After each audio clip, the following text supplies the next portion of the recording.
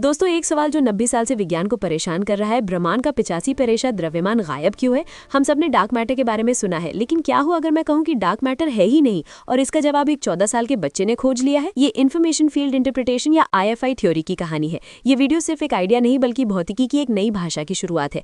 तैयार हो जाइए, आपका दिमाग हिलने वाला है। हमारी यात्रा शुरू होती है 1933 से, जब फ्रिट्ज विकी ने कोमा क्लस्टर में गुरुत्वाकर्षण की एक बड़ी गड़बड़ी देखी। दिखने वाले तारों और गैस से 400 गुना ज्यादा गुरुत्वाकर्षण। उस दिन डार्क मैटर की कहानी शुरू हुई। 1970s में वीरा रूबिन ने स्पाइरल गैलेक्सीज के फ्लैट रोटेशन कर्व्स खोजे। बाहरी किनारे पर तारे उतनी ही तेजी से घूम रहे थे जितनी अंदर। न्यूटन का ग्रेविटी यहां फेल हो गया। तब से हमने विम्स ढूंढे, एक्सियॉन्स ढूंढे, LHC में टकरेन करवाई। रिजल्ट एक बड़ा मोटा जीरो। 90 साल, 10 अरब डॉलर और कुछ नहीं। क्या ये साइंस की सबसे बड़ी गलतफहमी है? शायद हम गलत चीज ढूंढ रहे थे। अब समझिए पैराडाइम शिफ्ट। पुराना नजरिया ग्रेविटी मैटर के कारण होता है, नया नजरिया IFI ग्रेविटी इंफॉर्मेशन के कारण होता है। ये इट फ्रॉम बिट दर्शन पर आधारित है। हमारा स्पेस टाइम एक कॉस्मिक कंप्यूटर की स्क्रीन की तरह है जिसकी एक सीमित इंफॉर्मेशन स्टोरेज कैपेसिटी है, द होलोग्राफिक बाउंड। ये कोई फिलॉसफी नहीं बल्कि black hole thermodynamics, Bekenstein Hawking bound से निकला एक फिजिकल लॉ है। इस स्क्रीन पर रियलिटी के फंडामेंटल पिक्सल्स प्लैंक लेंथ के स्क्वायर में बटे हैं और पूरे ऑब्जर्वेबल यूनिवर्स में इन पिक्सल्स की संख्या है लगभग 10 टू द पावर 123 बिट्स। यानी ब्रह्मांड एक फाइनाइट रेजोल्यूशन वाला डिजिटल कैनवस है। अब जब इस इंफॉर्मेशनल कैनवस पर बैरियोनिक मैटर जैसे स्टार्स, गैस, क्लस्टर्स बनाता है तो ये कैनवस खिंचता है, जैसे रबर शीट पर भारी गेंद रखने से वो खिंचती है। इस खिंचाव से एक रेस्टोरेटिव टेंशन पैदा होती है जिसे IFI में एल्डा स्टार कहते हैं। ये टेंशन एक एक्स्ट्रा ग्रेविटेशनल फोर्स पैदा करती है और यही फोर्स है जिसे हमने 90 साल से डार्क मैटर का नाम दे रखा था। डार्क मैटर कोई पार्टिकल नहीं बल्कि स्पेस टाइम की ज्योमेट्रिक रिस्पॉन्स है। ये ग्रेविटी की नई परिभाषा है। Gravity is the elastic restorative response of space time's finite information capacity to the clustering of baryonic matter. MOND theory का सबसे बड़ा रहस्य रहा है A0, वो मिस्टीरियस एक्सेलरेशन स्केल जहां न्यूटन फेल हो जाता है। 40 साल तक एक फिटेड पैरामीटर रहा, लेकिन IFI इसे पहली बार फर्स्ट प्रिंसिपल से डिराइव करती है। ये कनेक्शन लैंडआवर्स प्रिंसिपल से आता है जो कहता है कि इन्फॉर्मेशन प्रोसेस करने की एक मिनिमम एनर्जी कॉस्ट होती है। कॉस्मिक होराइजन की टेम्परेचर जैसे हॉकिंग रेडिएशन और प्लैंक एरिया को कंबाइन करते हुए IFI इस फॉर्मूले पर पहुंचती है, A0 equal to C into H0 into ln2/2π। इसे समझिए, यहाँ C स्पीड ऑफ लाइट है, H0 हबल कांस्टेंट है और ln2 इन्फॉर्मेशन का बिट फैक्टर है। यानी गैलेक्टिक डायनामिक्स यानी A0 सीधे कॉस्मिक एक्सपेंशन H0 से जुड़ी हुई है। Numerical value H0 equal to 73 kilometres पर सेकंड पर मेगापासेक रखने पर A0 equal to 1.19 into 10 to the power -10 metres पर सेकंड स्क्वायर आता है, जो SPARC डेटा के 1.20 into +-0.02 into 10 to the power -10 metres पर सेकंड स्क्वायर से बिल्कुल मेल खाता है। ये IFI का स्मोकिंग गन है। तो दोस्तों, आज हमने सीखा कि डार्क मैटर कोई पार्टिकल नहीं बल्कि स्पेस टाइम की एक प्रॉपर्टी है। एक 14 साल के बच्चे ने 90 साल की पजल का जवाब दे दिया। अगले भाग में हम देखेंगे कि ये थ्योरी गैलेक्सीज के रोटेशन कर्व्स, टली फिशर रिलेशन को कैसे बिना किसी फ्री पैरामीटर के एक्सप्लेन कर देती है। लाइक, शेयर, सब्सक्राइब जरूर करें। ये सिर्फ शुरुआत है। वीडियो सीरीज भाग 2, गैलेक्सी से क्लस्टर तक IFI की जीत। वापस स्वागत है। पिछले भाग में हमने देखा कि डार्क मैटर नहीं, इन्फॉर्मेशनल टेंशन है। आज हम देखेंगे कि ये थ्योरी असली दुनिया के डेटा को कैसे फिट करती है और क्यों ये LCDM से कहीं बेहतर है। साथ ही हम बुलेट क्लस्टर जैसे स्मोकिंग गन का भी जवाब देखेंगे।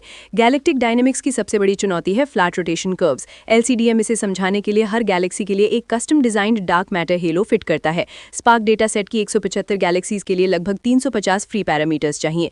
IFI का अप्रोच बिल्कुल अलग है। यहाँ टोटल एक्सेलरेशन 2 पार्ट्स में मिलती है। 1 normal Newtonian gravity Gm/r², 2 informational acceleration GI के फॉर्मूला में 2 की कॉन्स्टेंट्स आते हैं, लैम्डा स्टार जिसे टेंशन कहते हैं और एप्सिलॉन फाई जिसे रेजोल्यूशन फ्लोर। ये कॉन्स्टेंट्स यूनिवर्सल हैं और H0 और G से डिराइव होते हैं। रिजल्ट, IFI पूरे spark data set 175 galaxies 3847 data points को 0 फ्री गैलेक्टिक पैरामीटर्स के साथ फिट कर देती है। फिट की क्वालिटी chi² रिड्यूस्ड 1.08, LCDM के best fit hello models chi² reduced 1.52 से भी बेहतर है, जबकि LCDM को 350 पैरामीटर्स का फायदा है। ये एक स्टैटिस्टिकल रेवोल्यूशन है। BTFR गैलेक्टिक स्केलिंग का क्राउन जूल है। ये बताती है कि किसी गैलेक्सी का कुल बेरियोनिक मास m उसके flat rotation velocity v flat की 4th पावर के अनुपात में होता है, m proportional to v flat raise to the power 4।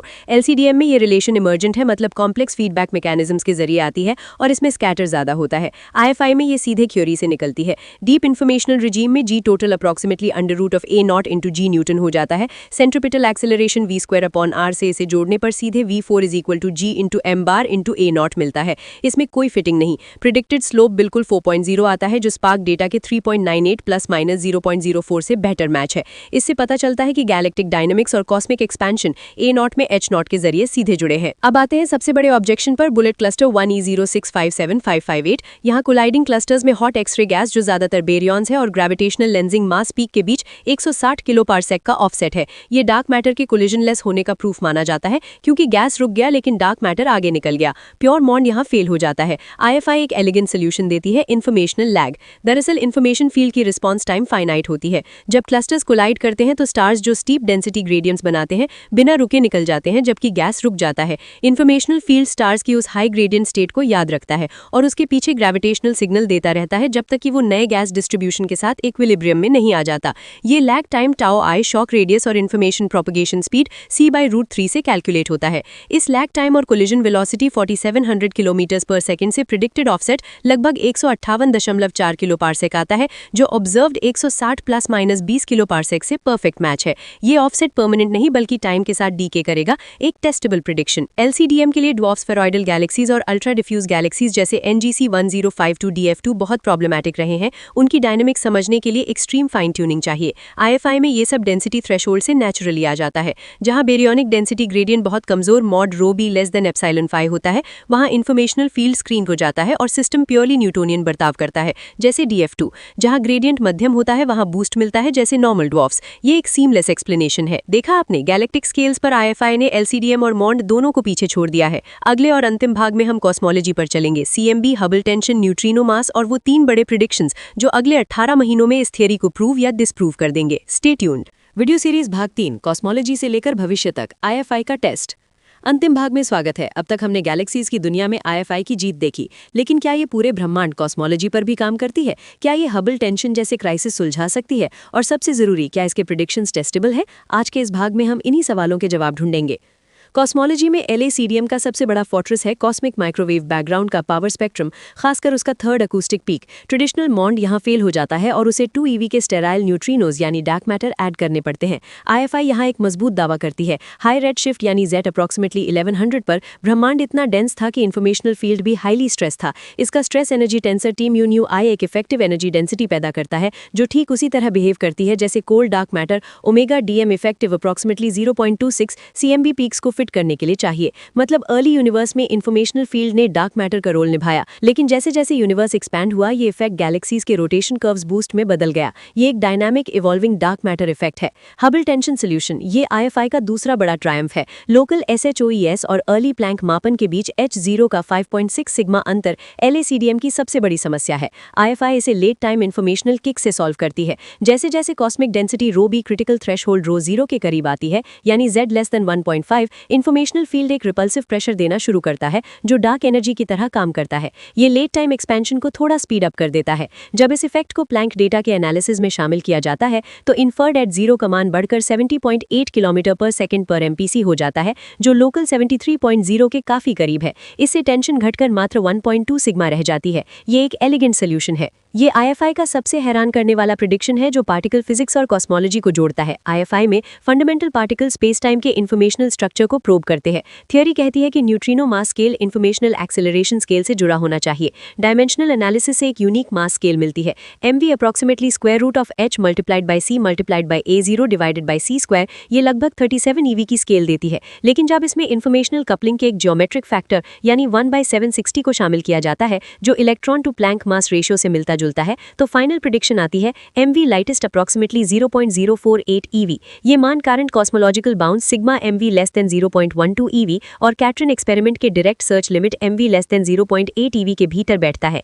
ये प्रेडिक्शन 2027 तक कैट्रिन के रिजल्ट से सीधे टेस्ट हो जाएगा। IFI कोई एम्प्टी थियरी नहीं है। ये अपने नेक पर 3 ऐसे टेस्ट रखती है जो 2026-2027 तक क्लियर रिजल्ट दे देंगे। ये इसकी सबसे बड़ी स्ट्रेंथ है। WAST high Z Galaxy count 2026, LACDM high red shift पर Z12 से बहुत कम मैसिव गैलेक्सीज प्रिडिक्ट करता है क्योंकि स्ट्रक्चर फॉर्मेशन के लिए टाइम कम है। IFI कहती है कि अर्ली यूनिवर्स के हाई डेंसिटी में इंफॉर्मेशनल रेजिस्टेंस कम था, जिससे जीन्स मास घटा और स्ट्रक्चर फॉर्मेशन तेज हुई। इसीलिए IFI प्रिडिक्ट्स Z12 पर M* greater than 10⁻10 M16 वाली गैलेक्सीज की नंबर डेंसिटी LACDM प्रिडिक्शन से लगभग 50% ज्यादा यानी 8 multiplied by 10⁻⁷ MPC cube versus 5 multiplied by 10⁻⁷ MPC cube होगी। JWST साइकिल 3 डेटा इसकी जांच करेगा। NGEHT और M87 photon ring 2027 general relativity black hole के फोटॉन रिंग की एक शार्प बाउंड्री प्रिडिक्ट करती है।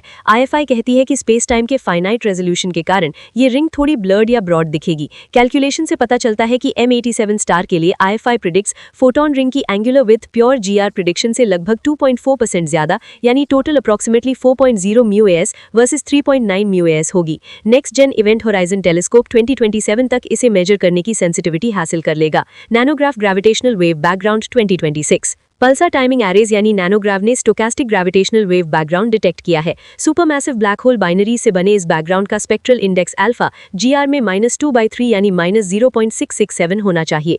IFI कहती है कि इंफॉर्मेशनल मीडियम के साथ ग्रेविटेशनल वेव्स की इंटरैक्शन इस इंडेक्स को थोड़ा लेस नेगेटिव बना देगी। IFI predicts spectral index alpha approximately -0.60 +-0.03। नैनोग्राफ का अगला डेटा रिलीज इसकी कंफर्मेशन या रेफ्यूटेशन कर सकता है। IFI सिर्फ एक थ्योरी नहीं है बल्कि एक नए पैराडाइम की शुरुआत है, द इन्फॉर्मेशनल पैराडाइम। ये दर्शाता है कि फिजिकल रियलिटी की सबसे फंडामेंटल एंटिटी पार्टिकल्स नहीं बल्कि इन्फॉर्मेशन है। ग्रेविटी इन्फॉर्मेशन प्रोसेस करने की एनर्जी कॉस्ट का मैनिफेस्टेशन है। इससे फिजिक्स की बड़ी प्रॉब्लम सॉल्व होती हैं। फाइन ट्यूनिंग प्रॉब्लम खत्म, LACDM के 350+ हेलो पैरामीटर्स गायब, हबल टेंशन लगभग खत्म, न्यूट्रिनो मास प्रिडिक्टेड, वैक्यूम एनर्जी कैटास्ट्रोफी का हिंट, होमोजीनियस यूनिवर्स में इन्फॉर्मेशनल लाग्रेंजियन शून्य हो जाता है जिससे कॉस्मोलॉजिकल कांस्टेंट की कोई जरूरत नहीं रहती। इसके बावजूद IFI नया है और इसमें ओपन क्वेश्चंस है, जैसे इसका complete quantum formulation, neutrino flavour structure का एग्जैक्ट डेरिवेशन और full blown cosmological N body simulations. ये चैलेंजेस फ्यूचर रिसर्च के अपॉर्चुनिटीज हैं।